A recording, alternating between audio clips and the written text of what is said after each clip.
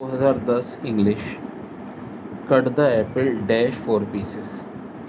Out, into, off, in. तो of course into क्योंकि action की बात हो रही है। The fireman took several hour to dash the fire, तो पुट आउट द फायर। ठीक है जी। फिर it was impossible to get the horses across the river at this point. तो भाई यहाँ गेट्स नहीं आएगा, गलती है ऑप्शन बी में।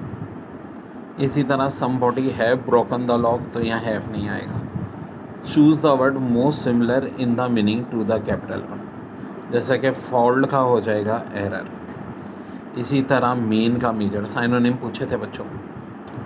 फिर यहाँ पूछ रहे हैं फ्रेज मोस्ट नियरली अपोजिट, तो फर्म का अपोजिट सॉफ्ट हो जाएगा, फर्म सख्त को कहते हैं। शाइनिंग का अपोजिट क्या हो जाएगा बच्चों, डल हो जाएगा। फिर ये पैसेज लिया इन्होंने यूनिवर्स के टॉपिक से। The vast multitudes stars are wandering about in space, a few form group with journey of company but the majority are very solitary travel and they travel through universe so spacious that if it is an event of almost unimaginable fairly for a star to come anywhere near to another star. For the most part, each fuses in splendid isolation like a ship on the empty ocean. In a scale model in which the stars are ships, the average ship will be well over 1,000,000 miles from its four nearest neighbor. Whence it is easy to understand why is the ship seldom finds another within hailing distance. तो which of following is incorrect? Most of the star travel in isolation, बिल्कुल करते हैं, यही बात तो जोड़ दे रहे हैं। The universe is very large, बिल्कुल करते हैं। A star very frequent come to near other, ये रॉन्ग है भाई। ऑलरेडी कह रहे हैं कि मिलियंस ऑफ माइल होते हैं, कभी एक दूसरे के करीब नहीं आते। A star very come nearly to an one an other, ये स्टेटमेंट भी सही है। Some star travel in group, ये भी सही है। कौन सी रॉन्ग थी? सी, तो सी आंसर है। In the passage the ship symbol space travel universe ocean star, of course star की बात हो रही है। वर्ड शिप से मुराद है स्टार। देखिए ये बड़ी अच्छी केमिस्ट्री की थी 2011 की। Example of transition metal complex A9. तो भाई मेटल कॉम्प्लेक्स एनाइन का मतलब क्या होता है? ये बात वाली चीज़। और पूरे का पूरा कॉम्प्लेक्स और मेटल भी हो तो ये ऑप्शन ही। फिर if the volume of gas is plotted against the total pressure, the curve obtain will be parabolic curve. The latent heat of fusion is defined as, अब देखिए ये बेस्ट चॉइस क्वेश्चन है। Option D, the heat energy required to change 1 gram of solid into liquid at its boiling point. फिर ये बड़ा technical आ गया। In going from 1s2 2s2 2p6 3s2 3p6 4s2 1। अब देखो ये जब है ना 3p6 4s1, ये बड़ा स्टेबल है। और अब आप इसको 2p5 4s2 बना के अनस्टेबल करोगे। और चीज़ अनस्टेबल कब होती है? जब उसमें एनर्जी एब्जॉर्ब हो जाए, ज़्यादा एनर्जी हो जाए। तो ऑब्वियस सी बात है इसका आंसर होगा एब्जॉर्ब एनर्जी। फिर कह रहे हैं property of being able to add enthalpy is based on the, कौन सा लॉ होता है भाई? हेसेस लॉ होता है। फिर डेल एच -100 देके कह रहे हैं कि कौन सा रिएक्शन है? एक्सोथर्मिक है। All of the following electrophilic reaction of benzene except, भाई नाइट्रेशन भी होता है, हेलोजनेशन भी होता है, अल्काइलेशन भी होता है, कंजुगेशन नहीं होता। Which of following is most likely to increase the rate of reaction, तो ये होता है by reducing the activation energy. फिर coke is produce from bituminous coal by destructive distillation. फिर with increase size of atom down the group the ionisation enthalpy decrease. देखिए which of the following represent and ordering the period of element? Bromine, calcium, krypton on potassium by increasing atomic size. Increasing atomic size के हिसाब से आपको कह रहे हैं। अब देखो एक बात ध्यान में रखो कि लेफ़्ट टू राइट जब हम जाते हैं तो एटॉमिक साइज़ क्या होता है बच्चों, डिक्रीज़ होता है। ठीक है, ऐसे करके यूँ जाएंगे ना, डिक्रीज़ होगा। आपको अरेंज करना है एटॉमिक साइज़। अच्छा, ये सब जो है ना फोर्थ पीरियड में आपको पोजीशन पता होनी चाहिए। पहला एलिमेंट पोटेशियम है, फिर कैल्शियम है, लास्ट क्रिप्टॉन है, सेकेंड लॉस ब्रोमीन है। ये सब क्या है, एक ही रॉ में है फोर्थ पीरियड की। ठीक है, अब इसका मतलब है सबसे बड़ा साइज़ जो है पोटेशियम का, फिर कैल्शियम का, ब्रोमीन, क्रिप्टॉन सबसे छोटा है। अब वर्डिंग बड़ी है में कि इन्होंने इंक्रीजिंग ऑर्डर बोला है, डिक्रीजिंग, इंक्रीजिंग। तो सबसे पहले हम उसको लिखेंगे जो सबसे कम है साइज़ में, यानी क्रिप्टॉन, फिर ब्रोमीन, फिर कैल्शियम, फिर पोटेशियम। देखें ना, एक ये है लाइन, इस तरह से साइज़ डिक्रीज़ हो रहा है। आपको इंक्रीजिंग ऑर्डर करना है तो हम ये उल्टा ऑप्शन बनाएंगे, पहले क्रिप्टॉन, फिर ब्रोमीन, फिर कैल्शियम, फिर potassium. Transition metal compound generally exhibit bright colour because, तो करेक्ट आंसर है the element in partially filled d orbital are easily promoted to excited state, यानी ऑप्शन ए। फिर स्टेनलेस स्टील इज़ द, तो iron based चला। फिर कह रहे हैं acidic nature of ethanol is shown when it reaches with sodium forming, तो answer हो जाएगा sodium ethoxide. Two wood volume must 10 ml of 5 molar HCl be dilute to make a 0.5 ml HCl solution। तो भाई ये V1 है 10 ml, M1 है 5 molar, M2 0.5 molar है, V2 चाहिए M1 V1 equal to M2 V2। इसकी मदद से V2 आ जाएगा 100 ml। फिर which of following is an element, तो ग्रेफाइट। फिर ये फंक्शनल ग्रुप कह रहे हैं कौन सा होगा, यहाँ पे बनेगा।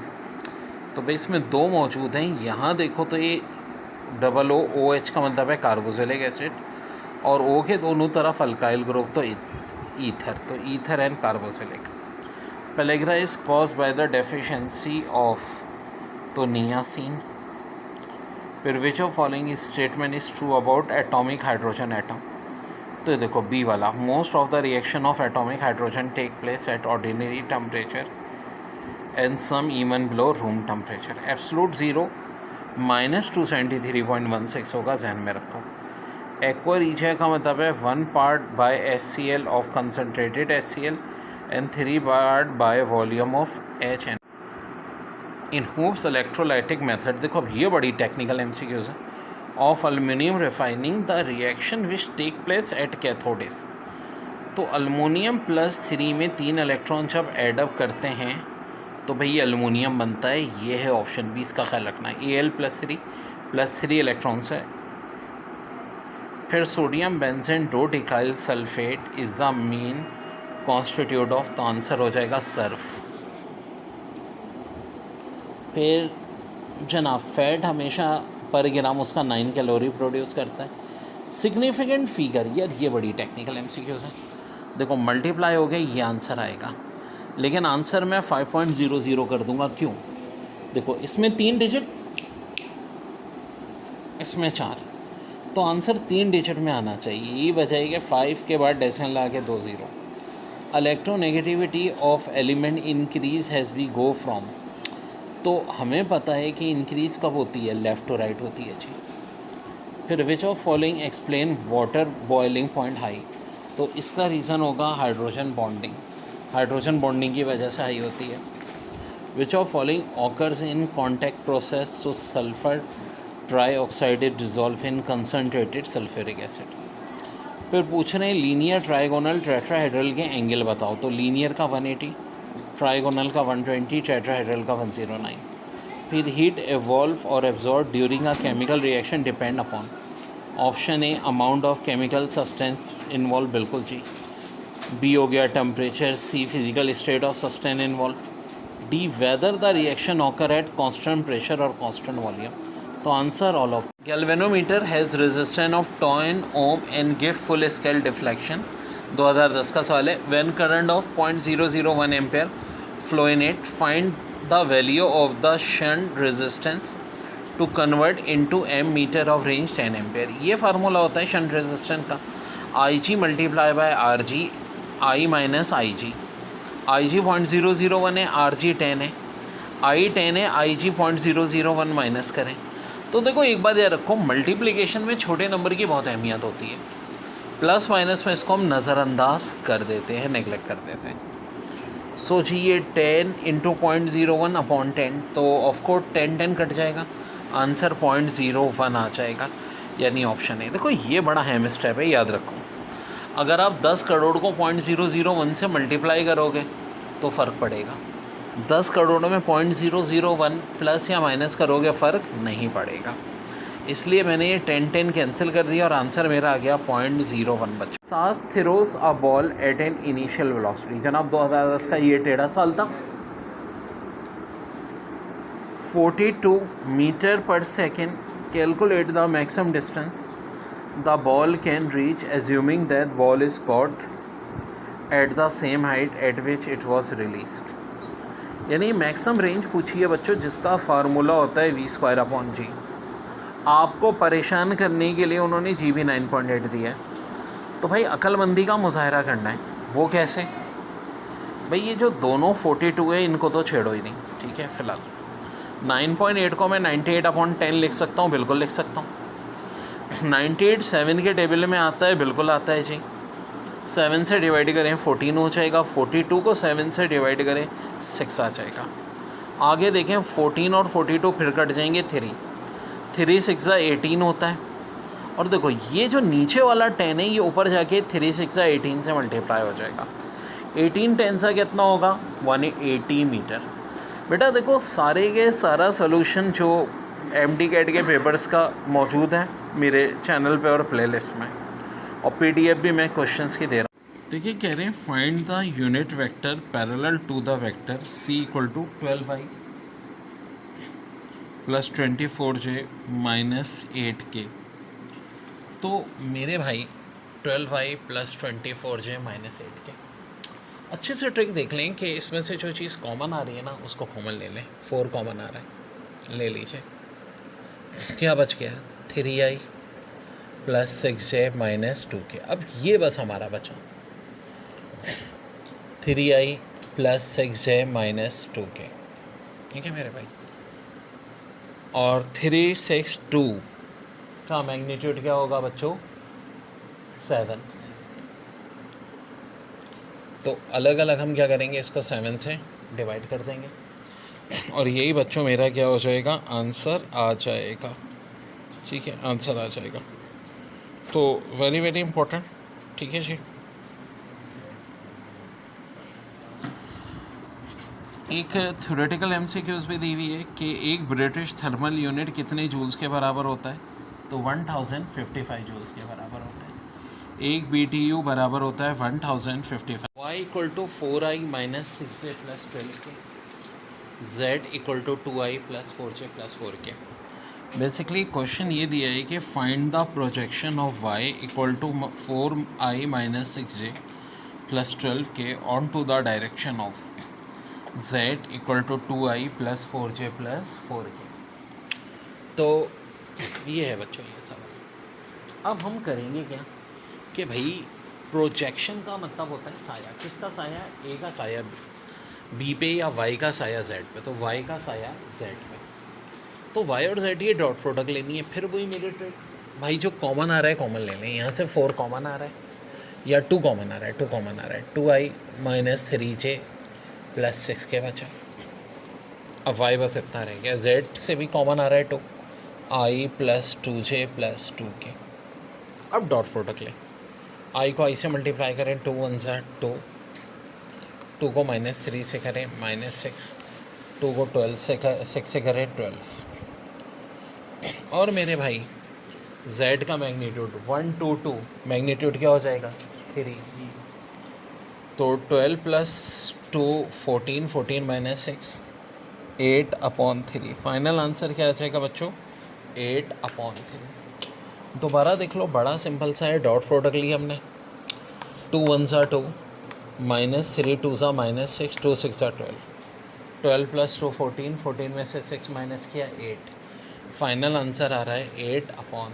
2010 की फिज़िक्स टेक्निकल थी, system absorb 1000 joules of heat and deliver 600 joules of work.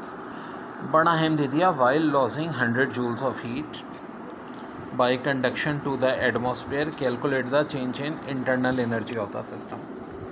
देखो क्यू को असूलन तो 1000 होना चाहिए, लेकिन 100 लॉस हो गया तो क्यू बचा 900. क्यू बराबर होता है बच्चों इंटरनल एनर्जी प्लस वर्डन. वर्डन भाई कितना दिया हुआ है इन्होंने 600, तो 900 में से 600 माइनस कर देंगे, आंसर मेरा आ जाएगा बच्चों 300 जूल्स.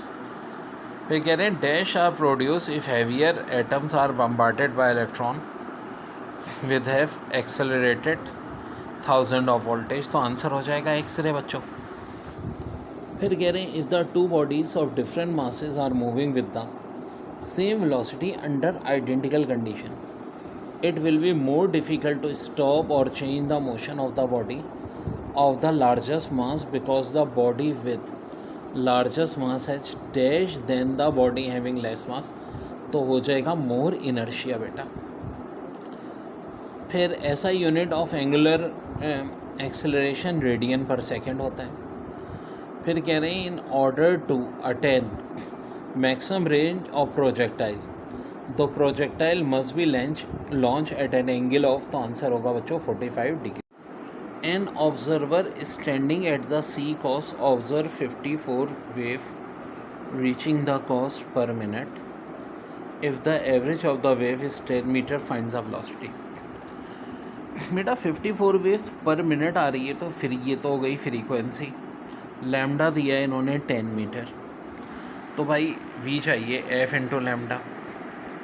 तो 54/60 को अगर हम 10 से मल्टीप्लाई कर दें, ये 0 0 कैंसिल, 54/6 क्या आ जाएगा 9. आंसर आ जाएगा बच्चों 9 मीटर पर सेकेंड. फिर बड़ी अच्छी एमसीक्यूज है. The magnitude of torque equal to magnitude of force into moment arm.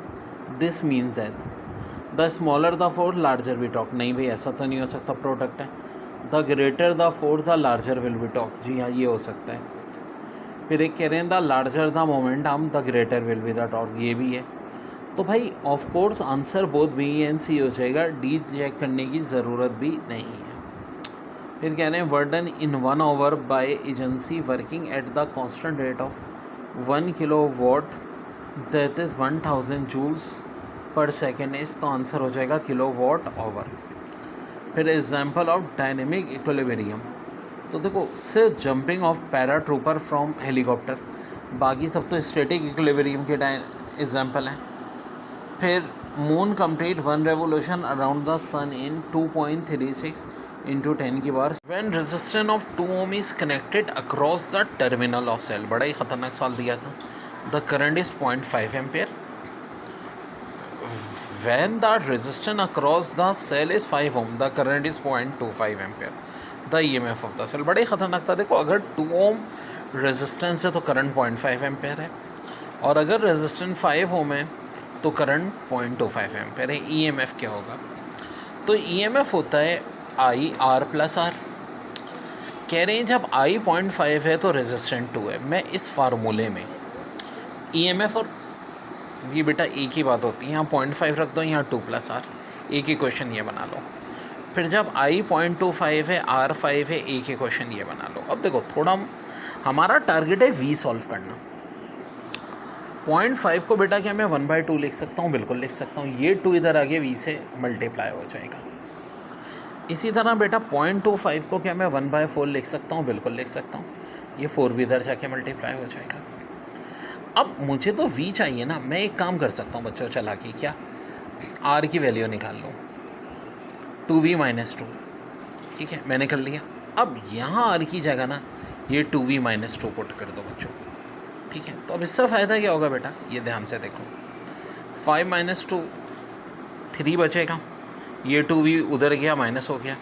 2V = 3. 2V = 3 का मतलब क्या है? V बराबर आ जाएगा 1.5 के बेटा. और यही हमारा आंसर हो. Man of 90 kg runs up a hill throw height of 5 metre in 3 second. The average power output of the man is. बेटा देखो ये फार्मूला होता है power = energy upon time. Time तो 3 सेकंड दिया है। MGH, MNIT, G इनकी मेहरबानी 10 दिया हुआ है, H 5 है। पुट कर दो। 90 कटेगा 3 से 30, 30 into 10 into 5, 1500 what is your answer. ठीक है बच्चों, एक और बड़ा ही अच्छा क्वेश्चन बेटा ऐसा ही दिया हुआ है इन्होंने। वो क्या है, when 9000 newton lift move from a ground level to the top of a building 400 metre above the ground level, the change in gravitational potential energy will be. तो बेटा देखो, change in gravitational potential energy को MGH के अलावा force into height से भी निकाल सकते हैं। फोर्स इन्होंने 9000 दी हुई है, हाइट 400 दी है। 9 4 3650, और इसको हम इस फॉर्म में भी लिख सकते हैं 3.6 इंटू 10 की पावर 6। और देखो बेटा, आंसर भी इसी फॉर्म में दिया है, यही मेरा आंसर हो जाएगा बेटा। देखिए 2010 के बच्चे कुछ क्वेश्चंस में, if the resulted intensity of the interfering wave is greater than intensity of individual wave, this type of interference was called. यार ये भी पूरा मेरे एक चैप्टर है नेचर ऑफ लाइट के का लेक्चर, उसमें बताया हुआ है। इंस्ट्रक्टिव इंटरफेरेंस, इंडिविजुअल 5 और रिजल्ट 5 से ज़्यादा है तो इंस्ट्रक्टिव इंटरफेरेंस होगा, कंस्ट्रक्टिव इंटरफेरेंस। आगे देखें, if the source and the screen on which the diffraction pattern is formed are move to a large distance so that corresponding rows are parallel to each other and the wave front are plane, this is said to be Fraunhofer diffraction। ये भी हमने पढ़ा था बच्चों। फिर कह रहे हैं, which of following statement about photon are correct. It has no charge, बिल्कुल नहीं होता। इट हैज़ नो मास, बिल्कुल नहीं होता। It is the lightest particle, ये बात भी है। तो स्टेटमेंट ई हो जाएगा ना, यानी स्टेटमेंट 1 2 3 तीनों करेक्ट हैं। फिर in parallel plate capacitor a metal sheet is inserted between parallel plate, the thickness of sheet is half of the separation between the plates, the capacitor now. अब ये मैंने आपको एक ट्रिक बताई थी कि अगर ये 1/2 है तो ये 2C हो जाएगा, 1/3 है तो 3C हो जाएगा, 1/4 है तो 4C हो जाएगा, तो हाफ है तो ये क्या हो जाएगा भाई 2C। देखिए बड़ा ख़तरनाक न्यूमेरिकल था। एंगुलर मैग्नीफिकेशन पूछी थी, जो कि आमतौर पे नहीं पूछते एस्ट्रोनॉमिकल टेलीस्कोप की। Astronomical telescope has objective lens whose power is 4 diopter. This lens is placed 30 centimeter from eyepiece. When the telescope is adjusted for minimum eye strain, find the angular magnification of the telescope. अब मेरे भाई इसमें problem ये आ रही है कि lens जो place हम कर रहे हैं, ठीक है, उसको ऐसे एडजस्ट करना है हमें। तो ये बात तो इन्होंने ख़ुद कह दी है कि मिनिमम आई स्ट्रेन होती है 25 सेंटीमीटर, और दूसरा लेंस दे दिया है 30 सेंटीमीटर। तो फोकल लेंथ निकालनी है अच्छा, ये जो 25 होता है मिनिमम डिस्टेंस, ये हमें पता है कि भाई हमेशा फिक्स है। तो 1/f equal to 1/p minus 1/q हम लगाएंगे, एफ ही आ जाएगा 13।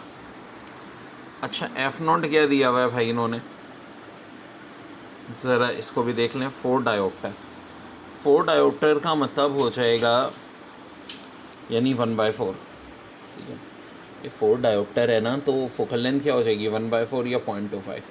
और 0.25 को 13 से डिवाइड कर दिया जाएगा, अप्रॉक्सीमेट आंसर 0.01 आएगा।